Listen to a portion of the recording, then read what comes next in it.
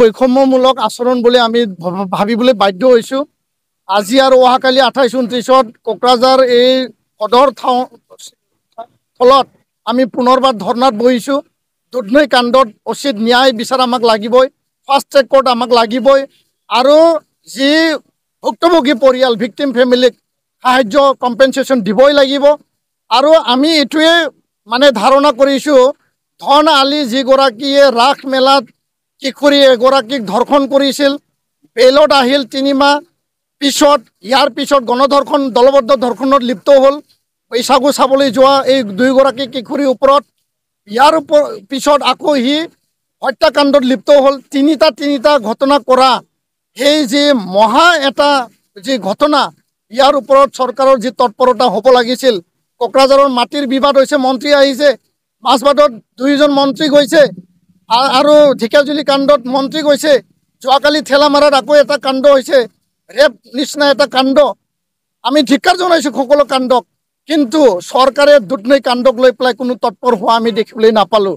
মুখ্যমন্ত্ৰী ডাঙৰীয়াৰ হস্তক্ষেপ আমি বিচাৰিছিলোঁ, কিন্তু এতিয়ালৈকে এই ক্ষেত্ৰত তেখেতসকলৰ চৰকাৰৰ কোনো পদক্ষেপ, কোনো মানে এটা ষ্ট্ৰং মানে ৰেছপন্স আমি দেখিবলৈ নাপালোঁ। ইয়াৰ কাৰণে আমি পুনৰ ধৰ্ণাত বহিছোঁ।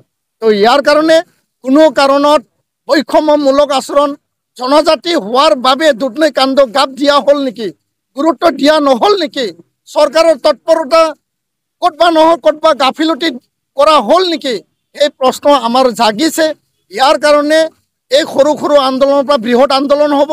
যেতিয়ালৈকে ন্যায় নাপায়, ভিক্টিম পৰিয়ালে উচিত জাষ্টিছ নাপায়, আৰু এই জাষ্টিছ নোপোৱালৈকে এপছু আৰু বড়ো ৰাইজৰ বিভিন্ন জাতীয় দল সংগঠনৰ আন্দোলন চলি থাকিব, বৃহৎ আন্দোলন হ'ব, গণ আন্দোলন হ'ব।